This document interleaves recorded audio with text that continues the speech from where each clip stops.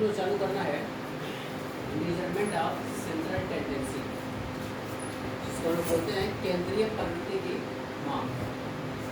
केंद्रीय प्रवृत्ति की माप, तो हमको जानना है केंद्रीय प्रवृत्ति सेंट्रल टेंडेंसी किसे कहते हैं, केंद्रीय प्रवृत्ति किसे कहा जाता है। चैप्टर तो पहले ही बताया गया था,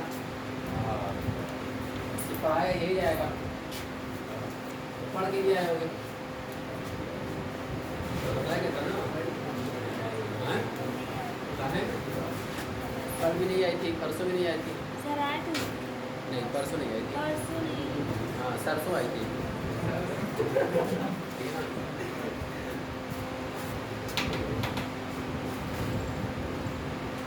एक कुछ दिन बताया कि क्लास नहीं चलेगी,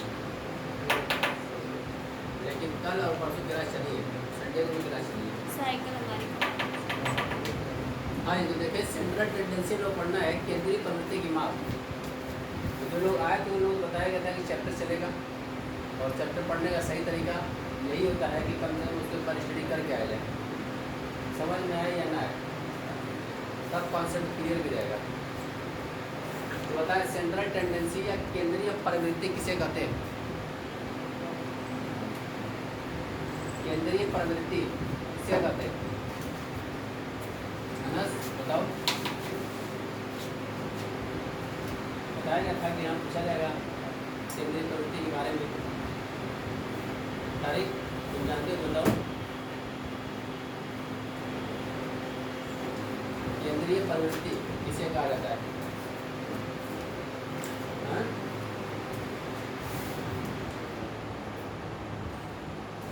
देखो, केंद्रीय प्रवृत्ति का मतलब बताया गया था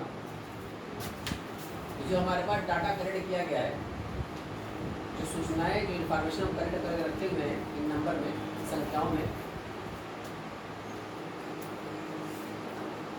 उसमें से कोई एक सेंट्रल पॉइंट होता है, बीच की कोई वैल्यू होती है। पूरे जो सीरीज दी गई उस सीरीज का एक ऐसा पॉइंट रहता है, बीच का पॉइंट रहता है, जो सभी अपने डाटा का, समग्र डाटा का, समग्र बोले तो यूनिवर्सल डाटा जो रखा हुआ है हमारे पास, उस यूनिवर्सल डाटा का रिप्रेजेंटेशन करता है। क्या करता है? रिप्रेजेंटेशन, प्रतिनिधित्व करता है। यानी कि एक तरह से वो लीडर बन के आता है।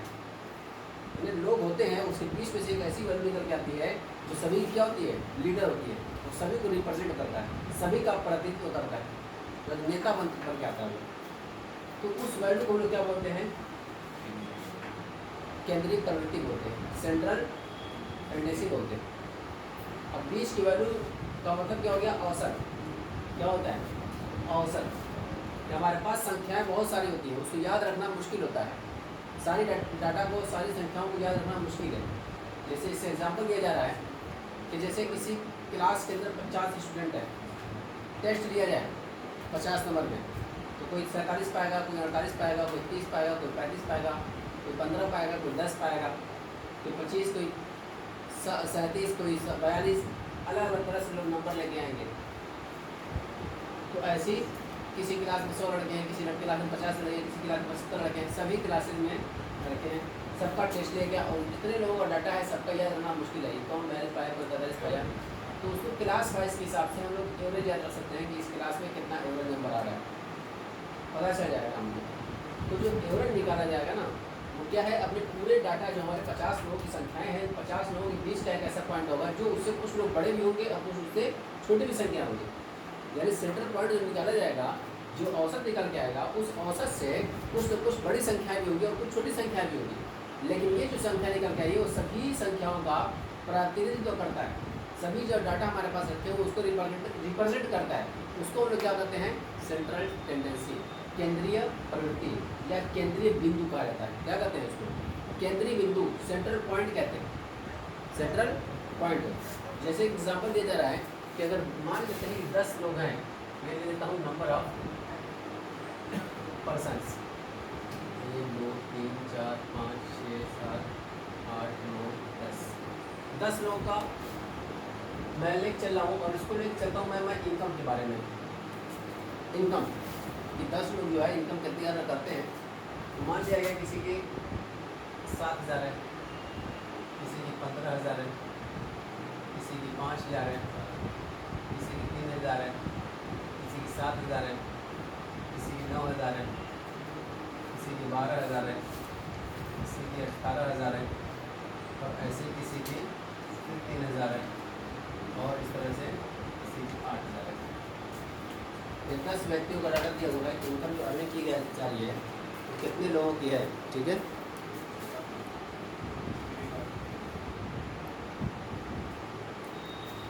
तो इसका मतलब कि हो जाएगा 10 लोगों में हम लोग इनकम सबकी याद नहीं रख सकते, लेकिन उसका एवरेज अगर निकाल लिया जाएगा तो एवरेज को हम लोग आसानी से समझ सकते हैं, याद रख सकते हैं, और ये अनुमान लगा सकते हैं कि सब लोग इसी के आसपास हैं, मतलब कोई इससे कम होगा और कुछ इससे ज़्यादा लोग होंगे। तो 20 का एक ऐसा पॉइंट निकल के आ जाएगा जिसको हम क्या बोलेंगे, सेंट्रल पॉइंट बोलेंगे। सेंट्रल पॉइंट को ही हम लोग क्या कहते हैं, सेंट्रल टेंडेंसी कहते हैं, केंद्रीय प्रवृत्ति कहते हैं, केंद्रीय बिंदु कहते हैं। यानी ऐसी वैल्यू निकल के आएगी 20 की जो अपने सभी डाटा का क्या करेगी, प्रतिनिधित्व करती है, रिप्रेजेंटेशन करती है। उसी पॉइंट को हम लोग सेंट्रल पॉइंट बोलते हैं, सेंट्रल टेंडेंसी कहते हैं। यहाँ पर निकाल दिखाते हैं, सभी लोग एवरेज निकालने जानते हैं। एवरेज निकालने में क्या करना पड़ेगा, पहले सभी इनकम जोड़ो, टोटल इनकम कितनी होगी, इनकम जोड़ लेते हैं। देखो ये कितना हो रहा है आपके पास यहाँ पर, ऐसा तो 0 ही 0 है, 3 0 लगातार लगा ही सकते हैं हम लोग। उसके बाद देख सकते हैं 7 5 12 12 5 17 17 3 20 20 7 27 27 और 9 36 नहीं 36 2 38 और 38 और 8 46 46 और 3 49 57 के साथ हो जाएगा। अब 5 से जोड़ दो, 5 1 कितना हो जाएगा, प्लस 1 6 हो जाएगा। और कहीं पे है इसमें हैं, ये 7 है 8 है, बस ये टोटल मिला करके 87,000 हो रहा है। 10 लोगों की इनकम है, 87,000 टोटल इनकम हो रही है, ठीक है ना। अगर इसका एवरेज निकालना हो तो मैं यहाँ पर एवरेज लिखता हूँ, तो कैसे निकाल आता है, एक टोटल इनकम कितनी है 27,000, कितने लोगों की है 10 लोगों की है। तो 10 से डिवाइड कर दोगे तो निकल के आ जाएगा कितना, 8,700। यानी कि ये पॉइंट जो निकल गया है, देखोगे इसमें कोई 7,000 है, कोई 15,000 है, कोई 5,000 है, कोई 3,000 है, कोई 7,000 है, कोई 9,000 है, कोई 12,000 है, कोई 18,000 है, कोई 3,000 है, कोई 8,000 है। इन सब का एक 20 का पॉइंट निकल के आ गया, जिसको हम लोग याद रखने में आसानी होगी। कितना, 2700। ये माना जाएगा, ये अनुमान लगा लिया गया है कि इस क्षेत्र की या इस ग्रुप की जो एवरेज इनकम है 2700।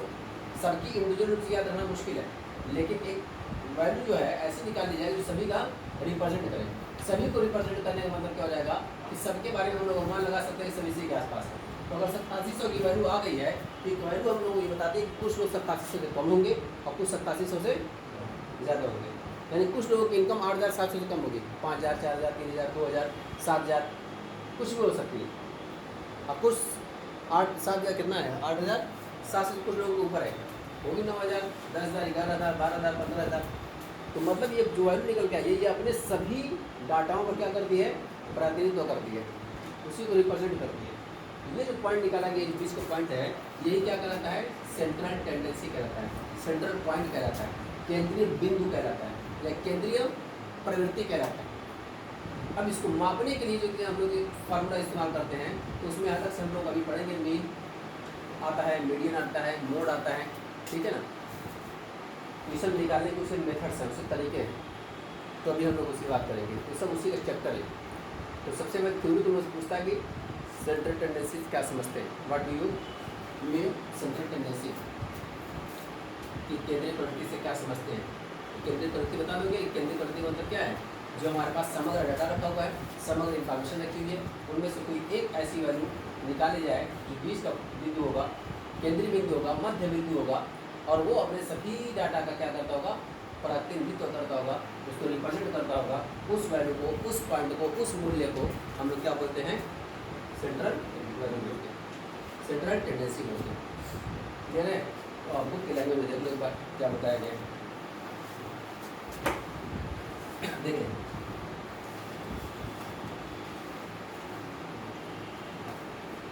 केंद्रीय प्रवृत्ति की परिभाषाओं के बारे में लिखा गया। सबसे पहले सांख्यिकीय माध्य, ये देखो माध्य निकालना के लिए ये सांख्यिकीय माध्य, ठीक है ना, सेंट्रल टेंडेंसी। तरह सांख्यिकीय माध्य समग्र के विभिन्न पदों की, समग्र जानते हो किसे कहते हैं, समग्र,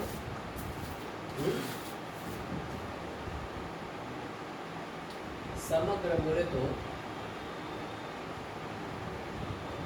यूनिवर्सल, समग्र बोले तो क्या होता है, समग्र, यूनिवर्सल किसे कहा जाता है, समग्र या यूनिवर्सल किसे कहते हैं। एक चैप्टर पीछे पढ़ाया गया है, उस चैप्टर में हम लोग पढ़े थे सैंपलिंग के बारे में, पढ़े इसके बारे में, सैंपलिंग के बारे में।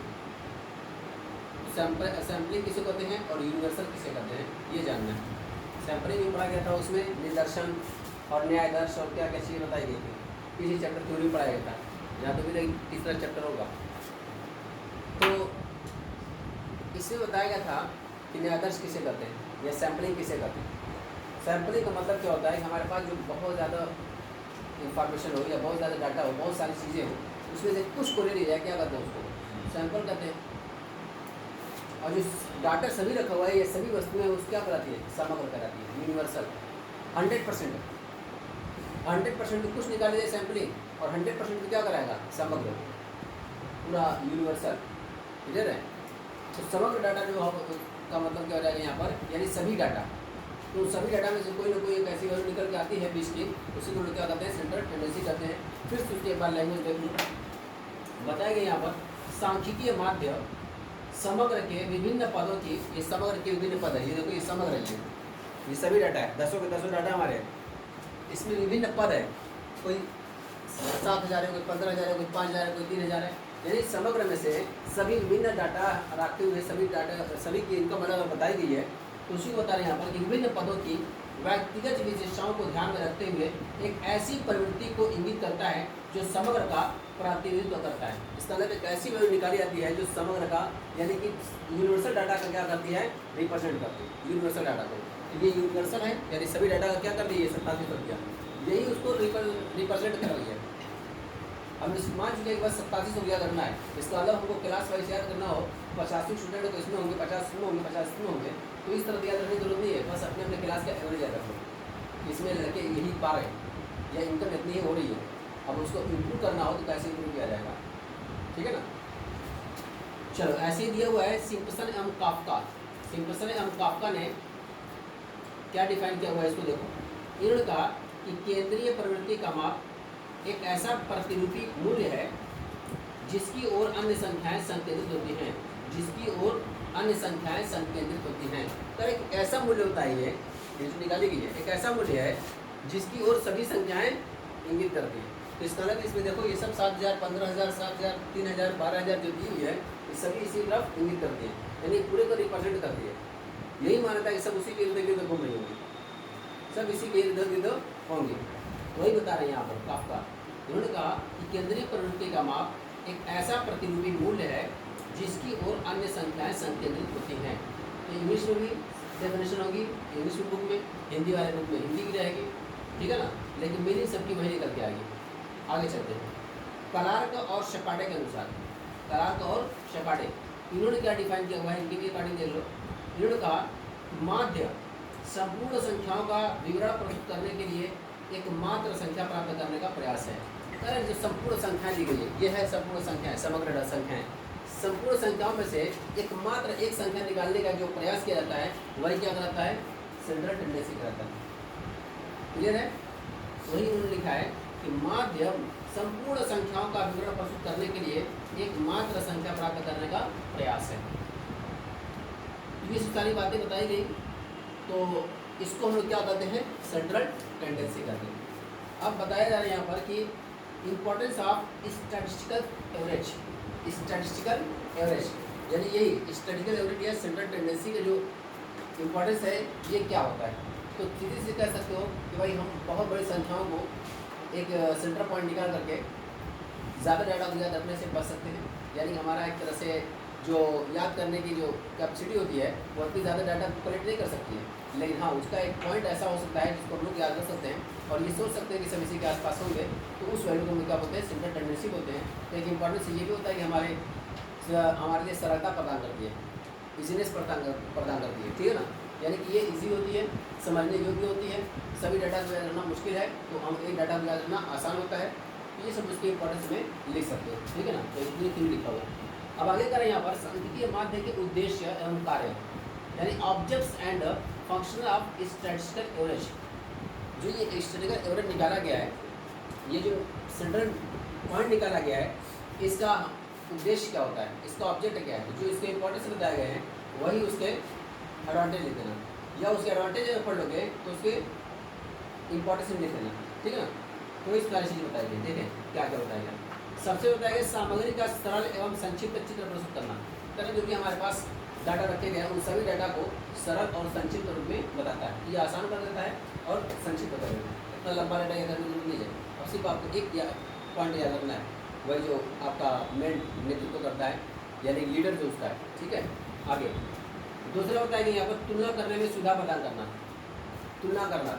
अब बीकॉम फर्स्ट की यूनिक क्लास, बीकॉम फर्स्ट की और क्लास 50 लड़के इसमें भी है, 50-60 लड़के 70 लड़के उसके भी है, उसका भी ओवर निकाला गया, इसका भी ओवर निकाला गया। हम लोग कंपेरिजन कर सकते हैं किस क्लास के लड़के बेटर परफॉर्म कर रहे हैं, अच्छा परफॉर्म कर रहे हैं, ठीक है। तो तुलना योग्य होता है ये। आगे संपूर्ण समूह की जानकारी प्रदान करना, पूरे समूह की जानकारी प्राप्त इकट्ठा एक ही वैल्यू से हो जाती है। भावी योजनाओं व क्रियाओं का आधार, फ्यूचर में अगर हम लोग निगरानी करना चाहते हैं तो उसका ये बेस है। ये अगर हम लोग वर्तमान में ये एवरेज निकाल लिए तो हमें बताया ना कि फ्यूचर में हमको इंप्रूवमेंट करना है, कि क्या करना होगा, क्या प्लानिंग करनी होगी। तो ऐसे ही अगर हम बिजनेस कर रहे हो या किसी भी तरह का अगर हमको वर्तमान का अगर डाटा आपको पता है ये हम लोग की एवरेज स्थिति है, ये हमारी औकात है, तो हमको कैसे अपने आप को सुधार करना होगा तो हम प्लानिंग कर सकते हैं, कि उसमें भी हेल्प करेगी आपको प्लानिंग करने में भी। वही कर रहे हैं यहाँ पर, संपूर्ण समूह की जानकारी प्रदान करती है और भावी योजनाओं और क्रियाओं का आधार एक तरह से विश्लेषण का आधार है ये, यानी कि बेस ऑफ एनालिसिस है ये। आगे बता रहा है गणितीय क्रियाओं का आधार है ये, निर्णय लेने में सहायक होती है, यानी डिसीजन मेकिंग करने में हम लोग क्या है, हेल्पफुल है ये सब चीज़ें बताई गई है। उसके उद्देश्य और कार्य, तो उसका उद्देश्य लिखो, कार्य लिखो, लाभ लिखो, महत्व लिखो, सारी बातें क्या हैं देखिए, यही उसका इंपॉर्टेंस है, वही उसके एडवांटेज है, वही उसके ऑब्जेक्ट हैं, वही उसके फंक्शंस हैं, ठीक है ना। कि क्यों निकाला जाता है, तो ये सब वजह बता दिया। फिर से एक बार देख लें क्या क्या पॉइंट दिया हुआ है। लिखा सबसे पहले सामग्री का सरल एवं संक्षिप्त चित्र प्रस्तुत करना, तुलना करने में सुविधा प्रदान करना, संपूर्ण समूह की जानकारी प्रदान करना, भावी योजनाओं व क्रियाओं का आधार, विश्लेषण का आधार, गणितीय क्रियाओं का आधार, निर्णय लेने में सहायक, ठीक है। इसके अलावा हम लोग चलते हैं अब kinds of statistical average, kinds of, अब चलते हैं इसकी तरफ, यानी कि जो स्टैटिस्टिकल एवरेज निकाला था, सेंट्रल टेंडेंसी निकाले जो कितने प्रकार की होती है, ये है काइंड्स ऑफ स्टैटिस्टिकल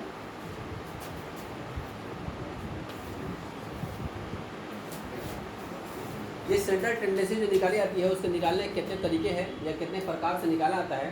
तो यहाँ पर हमारे पास मेथड दिया है, दिए हुए बहुत सारे मेथड से इसमें है, करीब 10 मेथड दिया हुआ तुम लोगों को यहाँ पे, लेकिन हम लोगों को जो पढ़ना होगा इसमें 3 ही 4 पढ़ना है इसमें, जो एग्ज़ाम के पॉइंट ऑफ व्यू से या सिलेबस के पॉइंट ऑफ व्यू से है तुम, ठीक है।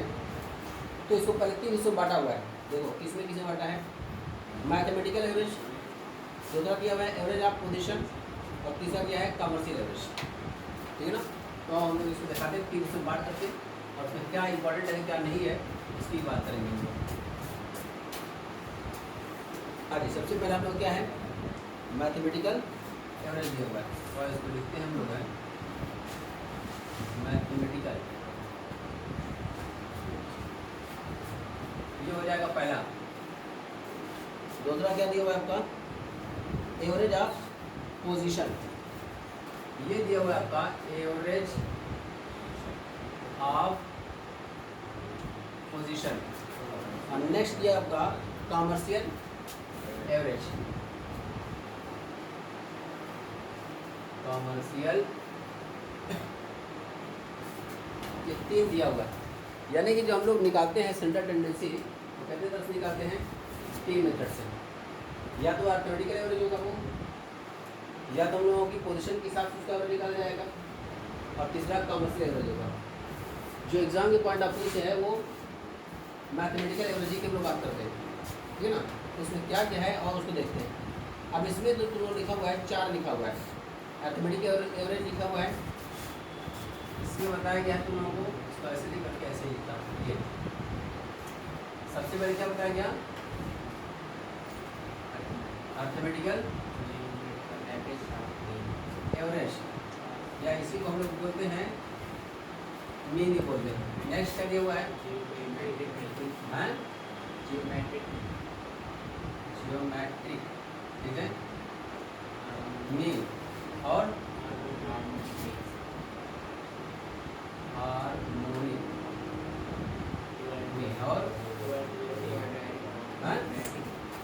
क्या है, अच्छा क्वाड्रेटिक, ठीक है ना। ये हो जाएगा आपका, ये भी मिनी है, ये दिया हुआ है। इसमें भी आते हैं हम लोग हैं, इसमें भी देखते हैं कि इसमें कितने प्रकार का बताया गया है, 3 प्रकार के इसे बताए गए हैं आपके। इसमें आता है तो लोगों का मीडियन, सबसे पहले क्या आता है मीडियन और पार्टीशन, हाँ वैल्यूज हो गया और मोड हो गया। उसके बाद आता है कमर्शियल एवरेज, इसमें 3 आते हैं, कौन कौन से, यह है मूविंग एवरेज, प्रोग्रेसिव एवरेज और कंपोजिट एवरेज। तो मूविंग एवरेज बताओ पहले, मूविंग एवरेज है और प्रोग्रेसिव एवरेज है, फिर कौन चीज़ है, हाँ कंपोजिट एवरेज, कंपोजिट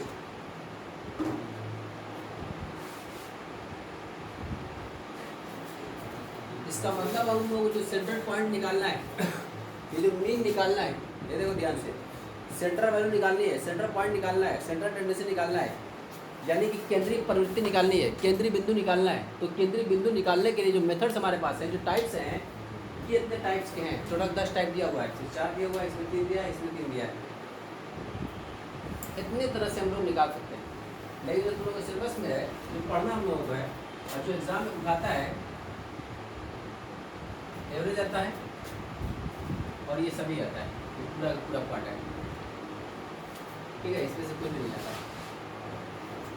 ये तुम लोग के एग्जाम के पॉइंट ऑफ व्यू से या तुम लोग सिलेबस के हिसाब से अर्थमेटिक मीन और उसके अलावा मीडियन, मोड और एक है पार्टीशन वैल्यूज, पार्टीशन वैल्यूज, 4 ही तुम लोग पढ़ना है। इसमें रहा क्या सवाल इसका, ज्योमेट्रिक मीन और हार्मोनिक मीन, ये भी तुम लोग सिलेबस में है, ये इसमें पढ़ाया नहीं आता है। एग्जाम में अगर आ भी गया तो इसको लगाना इससे मुश्किल हो जाएगा कि इसमें निकालते हम लोग हैं लॉग और एंटी लॉग निकाल आता है। क्या निकाल आता है, लॉग, और ये मैथ पढ़े हुए तुम लोग नहीं पढ़े हो, हैं? चलो कॉमर्स वाले लड़के उतना मैथ नहीं जानते, साइंस में जब पढ़ते होंगे तो लॉग और एंटी लॉग निकाल आता है। लॉग और एंटी लॉग के लिए टेबल दिया जाता है, जो कि तुम लोगों की बुक में पीछे दिया हुआ है। ये देखो, ये जो है लॉग और एंटी लॉग का पेपर दिया हुआ है, इसमें पेपर दिया रहेगा तो उसको कैसे निकाला जाता है, उसका निकालने का तरीका बताया जाता है। ये पूरा टेबल बना हुआ है, ये कई पेज होगा, देखो ये कम से कम 10 पेज होगा इसमें, ठीक है ना। लेकिन एग्ज़ाम में जो है ये लॉग और एंटी लॉग का पेपर देता है, लेकिन पूर्वांचल स्टेट में तुम लोगों को ये लॉग और एंटी लॉग का पेपर, ये पेज है, नहीं मिलता है, इसलिए कि इसकी बिना निकाल ही नहीं पाओगे। ये लॉग और एंटी लॉग निकालना होगा, इसकी बिना निकाल ही नहीं पाओगे। हाँ, हम लोग इलाहाबाद यूनिवर्सिटी में थे तो उसमें बाकायदा ये पेपर बांटा जाता था एग्ज़ाम के दौरान, फिर एग्ज़ाम खत्म होता तो कहते थे कि भाई पेपर जमा कर जाएंगे सब लोग। ये थोड़ी ना कि हर साल ले लेके चले जाएंगे, तो हर साल इंस्टीट्यूट छपवाएंगे। एक बार फोटोकॉपी करके रखा हुआ है, साल भर में एक बार एग्ज़ाम होता है, निकालते हैं, अपने लड़कों को बांट देते हैं, फिर कहते हैं भाई अपना इस्तेमाल कर लो, इस्तेमाल करके जमा कर देना। तो जब देते थे तब भी हम लोग इस्तेमाल नहीं करते थे, ये मैथ वालों का कॉन्सेप्ट है, हम लोग उतना पल्ले पढ़ ही नहीं थे कि सब पढ़ा जाएगा, ठीक है ना। तो क्या है कि ये जो है तुम लोगों को बाकायदा मिलता है, लेकिन पूर्वांचल से भी तुम लोगों को मिलेगा ही नहीं है, और जब मिलेगा नहीं तो लगा नहीं पाओगे। तो खामखा के मेहनत और सरजोड़ और तोड़ करने की कोई ज़रूरत नहीं है इसमें, ठीक है ना। ये लाभ और एंटीलाभ बेस्ड है, टेबल इसके लिए है, टेबल तुम लोग मिलेगा ही नहीं, ठीक है। तो तुम लोगों को जो मेन चीज़ें पढ़नी रहेगी तो इसका मतलब यही हो जाएगा कि अर्थमेटिक मीन पढ़ना रहेगा, मीडियम पढ़ना रहेगा, मोड पढ़ना रहेगा और पार्शियल वैल्यूज। तो इस चैप्टर में हम लोग देखो 3 ही चीज़ पढ़नी है, ये है, ये है, ये है। इसका पूरा एक अलग से चैप्टर है, इसी टेस्ट आगे चैप्टर मिलेगा तुम लोगों को, सेंट्रल टेंडेंसी। उसके बाद फिर अगला चैप्टर आता है पार्टीशन वैल्यूज, तो इसी के बाद चैप्टर होगा मीन मीडियम मोड के बाद। तो इस चैप्टर में पढ़ना है मीन, मीडियन और मोड, मीन, मीडियन और मोड, ये इस चैप्टर में पढ़ना है। और वेरी मोस्ट इंपॉर्टेंट चैप्टर है ये।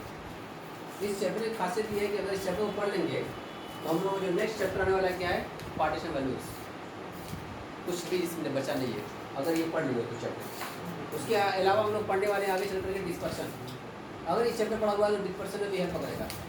उसके अलावा तुम लोग आने वाला है उसमें चैप्टर स्क्यूनेस, अगर इस चैप्टर पढ़ा हुआ है तो स्क्यूनेस भी हम लोग समझ में आ जाएगी। उसके अलावा फिर आने वाला है इसमें कोरिलेशन, अगर ये चैप्टर पढ़ा हुआ रहेगा पूछेगा तो उसमें भी कोई दिक्कत नहीं होगी। मतलब इस चैप्टर पर 3-4 चैप्टर बेस है पूरा, अगर इस चैप्टर को पढ़ लें हम लोग तो 3-4 चैप्टर को आराम से कवर कर सकते हैं। मतलब हर चैप्टर की लगभग 70-80% बातें जानते रहोगे, सिर्फ 20% बातें जानी रहेगी। तो इस चैप्टर का इम्पोर्टेंस है कि अगर इस चैप्टर को जो नहीं पढ़ा फिर आगे चैप्टर के सिर्फ रटता रहेगा, क्योंकि इसमें बेसिक फंडामेंटल क्लियर हो जाएगा कि हमारा फंडामेंटल है क्या, हम करने वाला क्या है, हमें तो क्या किस तरह से कैसे निकाला जाता है। तो आगे जो चैप्टर होंगे वो आसान हो जाएंगे। ये जो चैप्टर हम लोग हो सकता है करीब 1-1 महीना 1.5 महीना चलता है, लेकिन बाकी आगे के चैप्टर जो है 1-1 हफ्ता में खत्म हो जाएंगे।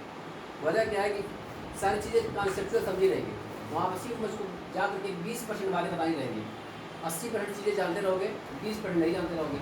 वही 20% जो चीज़ें चेंज हो रही हैं, क्या हो रही है, क्या फार्मूला बदल रहा है, वही बताना रहेगा। तो इस चैप्टर में एक एक चीज़ को जितना ही पॉइंट बताते चलूँगा वो सारी पॉइंटों को याद करते चलना हम लोग, ठीक है। तो आज मैं भी बात करूँगा सबसे पहले अर्थमेटिक मीन, क्या बोलते हैं इसको, अर्थमेटिक मीन या अर्थमेटिक ये क्या कहते हैं उसको, एवरेज बोलते हैं इसको, ठीक है ना। तो इसको मीन हम लोग बोलते हैं, क्या बोलते हैं, मीन। लेकिन चाहे मीन लगाए, मीडियन लगाए, मोड लगाए या पार्शियल वैल्यूज पढ़ने जाए, कुछ ही पढ़ने जाएंगे, सबसे पहले आपको जानना होगा जो डाटा कलेक्ट किया गया है वो तो कितने प्रकार से रखा जाता है। तो अभी टाइप्स ऑफ डाटा कलेक्टेड जो रखने का तरीका बताया गया था वो कितने तरीके बताए गए थे, डाटा कलेक्ट करके जो रखने का तरीका बताया गया था कितने तरीके से बताया गया था, 3 तरह से। कौन कौन, प्राइमरी और सेकेंडरी। ये तो डाटा कलेक्ट करने के मेथड्स हैं, डाटा कलेक्शन करने के मेथड्स हैं कि प्राइमरी डाटा होता है और सेकेंडरी डाटा होता है, खुद जा करके लेके आते हैं और एक दूसरे द्वारा रखा रहता है वही हम इस्तेमाल कर लेते हैं। तो डाटा कलेक्ट करने गए, डाटा कलेक्ट करते तो उसको तरीका होता है दिखाने के लिए, रखने के लिए, तो कितने प्रकार से बताया जाता है, कौन कौन,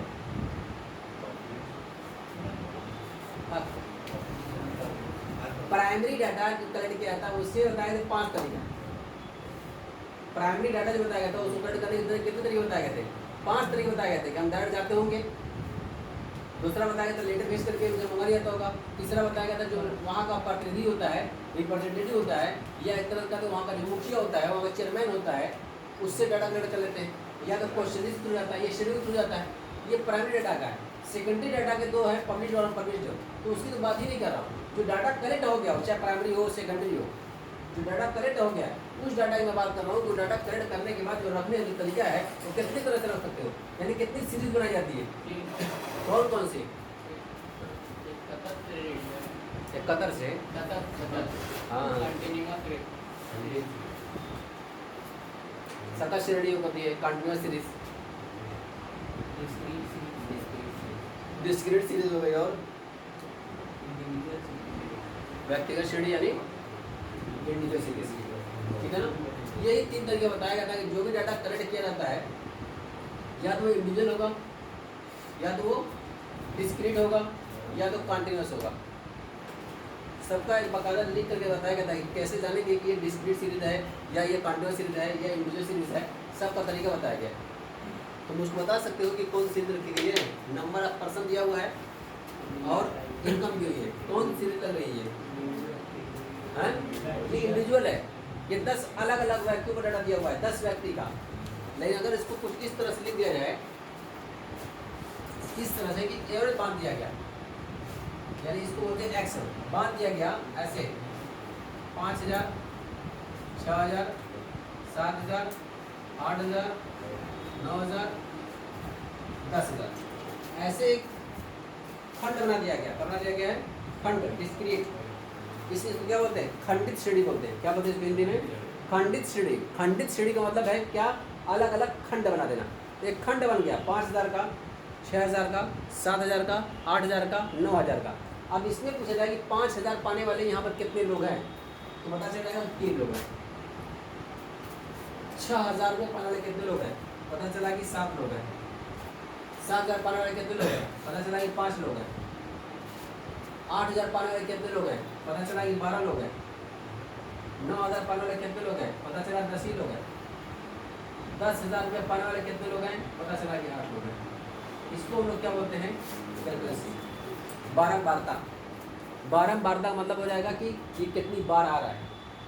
बराबर बोल दो, कितनी बार आ रहा है। नंबर ऑफ फ्रिक्वेंसी उसकी देखी जाती है कि कितनी बार वो आ रही है। तो 3000 पाने वाले कितने हैं, 5000 पाने वाले कितने हैं, 2000 पाने वाले कितने हैं, ये सब ऐसे खंड बना देता है। क्या खंड बना दिया है? तो मैंने यहाँ से खंड बनाया 5000 से, नीचे वाला नहीं बनाया। 5000 से बनाया है 10,000 के बीच में। 5 और 10 के बीच में कितने कितने लोग आते हैं इसमें। अगर ये सीरीज दी हुई तो क्या क्या बनाएगी? ये खंडित सीरीज है, ये खंड बना दिया गया। तो डाटा अगर इस तरह दिया होगा तो इंडिविजुअल सीरीज है। अगर डाटा इस तरह से निकाला तो क्या है? डिस्क्रीट है। ये जानते हो कितने लोगों का डाटा है? ये देखने में बहुत कम लग रहा है, ये मतलब कितना 2, 4, 6 लोगों का ही है। कितने लोग का यहाँ देखोगे नंबर ऑफ पर्सन यहाँ बताएं हम लोग कि 5000 पाने वाले 3 लोग हैं, 6000 पाने वाले 7 लोग हैं, 7000 पाने वाले 5 लोग हैं, 8000 पाने वाले 12 लोग हैं, 9000 पाने वाले 10 लोग हैं और 10,000 पाने वाले 8 लोग हैं। कुल कितने लोग हैं? ये 45 लोगों का डाटा। ये 45 पर्सन है यहाँ पे।